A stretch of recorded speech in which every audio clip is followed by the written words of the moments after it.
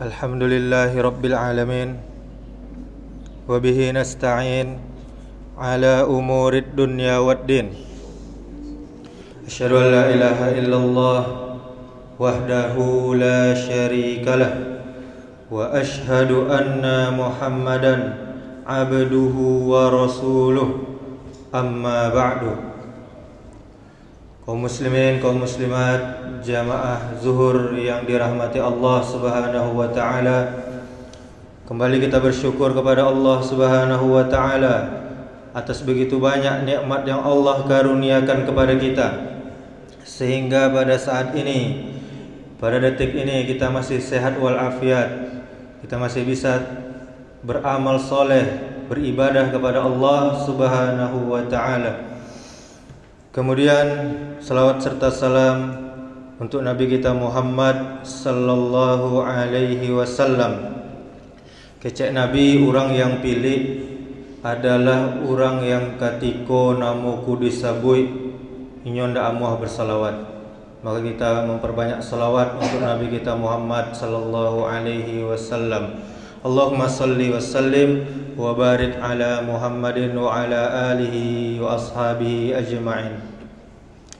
Bapak Ibu kaum muslimin, kaum muslimat, jamaah yang dirahmati Allah, ada 10 sunnah Nabi kita sallallahu alaihi wasallam untuk menghidupkan kebiasaan sukses seorang muslim, seorang yang beragama Islam.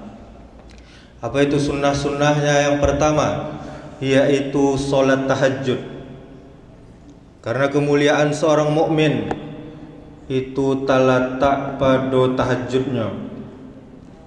Hal ini sesuai dengan firman Allah Subhanahu wa taala dalam surah Al-Isra ayat 79. Kata Allah, wa minal laili fatahajjad bihi nafilatan laka asa ay yab'asaka rabbuka maqaman mahmuda.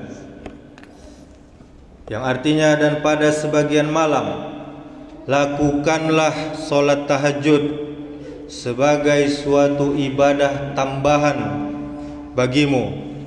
Mudah-mudahan Tuhanmu, mudah-mudahan Allah mengangkat derajatmu ke tempat yang terpuji. InsyaAllah Bapak Ibu, dengan melaksanakan solat tahajud, doa kita mudah terkabul oleh Allah Subhanahu wa taala.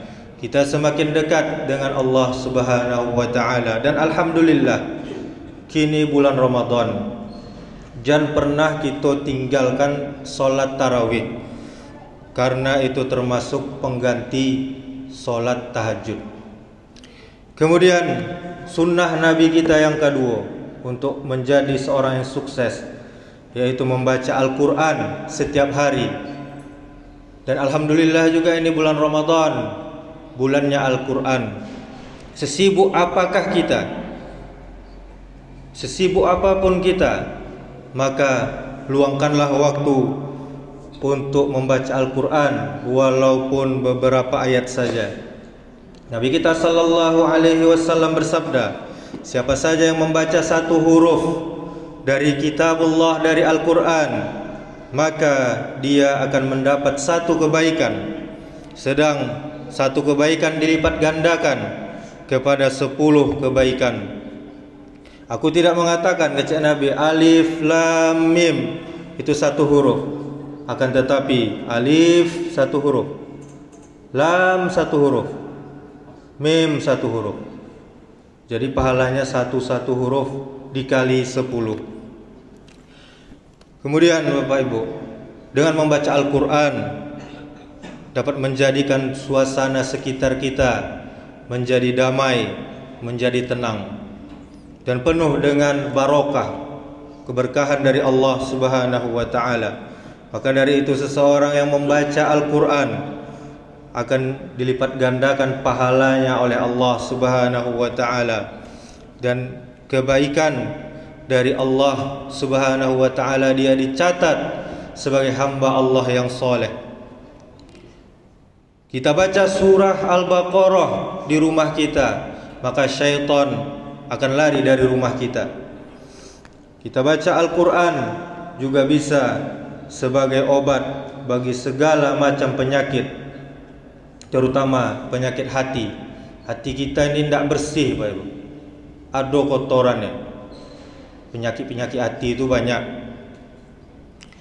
Kemudian sebaik-baik ruqyah adalah dengan membaca Al-Quran. Kemudian apalagi sunnah Nabi kita sallallahu alaihi wasallam yang ketiga, yaitu bacalah zikir setelah solat fardu. Ini yang dicontohkan Nabi kita. Setelah salam, assalamualaikum warahmatullah, assalamualaikum warahmatullah, membaca istighfar, astaghfirullah, astaghfirullah, astaghfirullah. Allahumma antas salam wa minkas salam, tabarakta ya dzal jalali wal ikram. La ilaha illallah wahdahu la syarikalah, lahul mulku wa lahul hamdu wa huwa ala kulli syai'in qadir. Allahumma la mani'a lima a'taita wa la mu'tiya lima mana'ta wa la yanfa'u zal jaddi minkal jadd. La ilaha illallah wahdahu la syarikalah, lahul mulku wa lahul hamdu wa huwa ala kulli syai'in qadir. Kemudian kita membaca subhanallah 33 kali, alhamdulillah 33 kali, Allahu akbar 33 kali.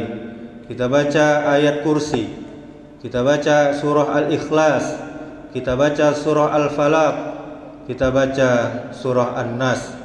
Kemudian kita baca Allahumma inni as'aluka ilman nafi'an wa rizqan thayyiban wa amalan mutaqabbala pada selesai solat subuh. Itulah zikir yang dicontohkan oleh Nabi kita sesuai dengan hadis-hadis Nabi yang sahih. Di antara yang kita dapatkan manfaatnya ketika kita berzikir adalah kita mendapatkan ampunan dari Allah dan pahala yang besar. Kemudian dengan berzikir setelah solat itu menjadi jalan kita menuju surga Allah. Kemudian diampuni dosa-dosa kita walaupun sebanyak buih di lautan. Kemudian tenang hati kita ketika kita berzikir. Kemudian berzikir adalah amalan terbaik di sisi Allah Subhanahu wa taala. Iman kita bertambah dengan berzikir, dan dengan berzikir terhindarlah kita dari godaan syaitan. Kemudian sunnah Nabi yang keempat, yaitu menjaga solat sunnah rawatib 12 rakaat. Di dunia orang-orang berbondong-bondong harus bisa membangun rumah. Apakah kita tidak mau Allah bangunkan kita rumah di surga nanti? Maka di dalam hadis riwayat Muslim nomor 728, cara membangun rumah di surga diantaranya kerjakan solat rawatib 12 rakaat. Yang pertama 2 rakaat sebelum solat subuh, yang kedua 4 rakaat sebelum zuhur, yang ketiga 2 rakaat sesudah zuhur, yang keempat 2 rakaat sesudah maghrib, kemudian yang terakhir 2 rakaat sesudah solat isya. Kemudian sunnah Nabi kita yang kelima, yaitu membaca zikir pagi dan petang. Allah berfirman, kata Allah, dan sebutlah nama Tuhanmu dalam hatimu dengan merendahkan diri dan rasa takut, dan dengan tidak mengeraskan suara. Jadi zikir itu lirih, Pak Ibu, tidak kareh-kareh di waktu pagi dan petang. Dan janganlah kamu termasuk orang-orang yang lalai. Ini dalam surah Al-A'raf ayat 205. Zikir pagi dan petang bisa kita baca ayat kursi, Al-Ikhlas, Al-Falaq, An-Nas. Bisa kita baca Sayyidul Istighfar. Bisa kita baca Subhanallah wa bihamdih 100 kali. Bisa kita baca Astaghfirullah wa atubu ilaih 100 kali. Bisa kita baca Salawat Nabi 10 kali.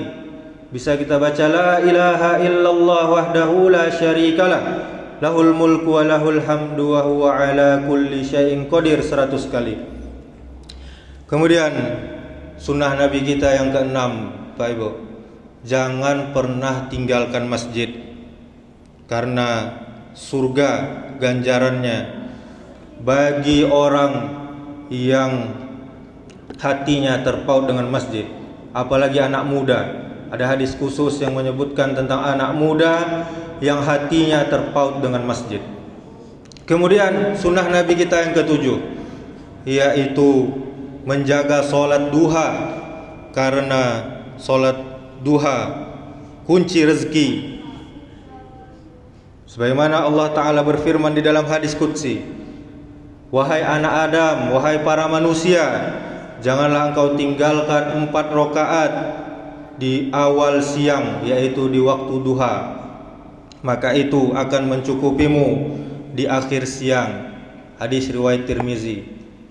Tentu pelaksanaannya Bapak Ibu adalah 2 rakaat. Kemudian sunnah Nabi kita yang ke-8, yaitu menjaga sedekah setiap hari. Allah menyukai orang yang suka bersedekah, dan malaikat selalu mendoakan kepada orang yang bersedekah setiap hari. Insya Allah Allah membalas dengan berlipat-lipat ganda. Kata Nabi kita, tidak ada satu subuh pun, satu pagi pun yang dialami hamba-hamba Allah kecuali turun kepada mereka 2 malaikat.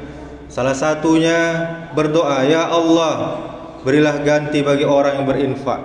Sedangkan yang satunya lagi berdoa, ya Allah, berilah kerusakan, bangkrutkanlah orang yang menahan hartanya, dia tidak mau bersedekah.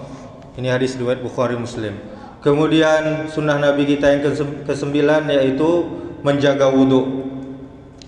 Hamba-hamba Allah yang menjaga wudu, Bapak Ibu, yaitu dosa-dosanya akan berguguran. Kecek Nabi, apabila seorang hamba muslim atau mukmin berwudu, tatkala dia membasuh wajahnya, keluarlah dari wajahnya seluruh dosa yang dia lakukan. Dia membasuh matanya bersamaan dengan air itu atau tetesan terakhirnya. Apabila dia membasuh 2 tangannya, maka akan keluar pula dosa dari tangannya bersamaan dengan air tetesan terakhirnya.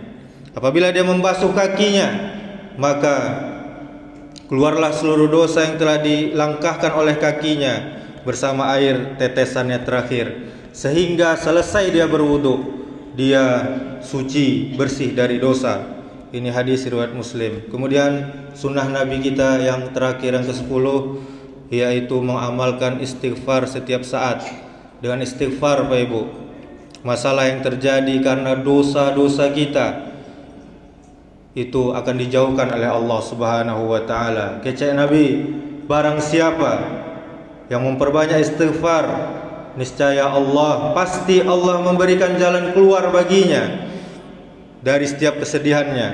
Allah memberikan kelapangannya dari setiap kesempitannya, dan rezeki akan Allah berikan dari arah yang tidak dia sangka-sangka. Ini dalam hadis riwayat Ahmad. Bapak Ibu saudaraku yang dirahmati Allah Subhanahu wa Ta'ala, itulah 10 sunnah Nabi kita sallallahu alaihi wasallam yang membuat seorang muslim itu produktif dan membuat dia sukses. Mari sama-sama kita belajar menjalankannya, belajar membiasakannya.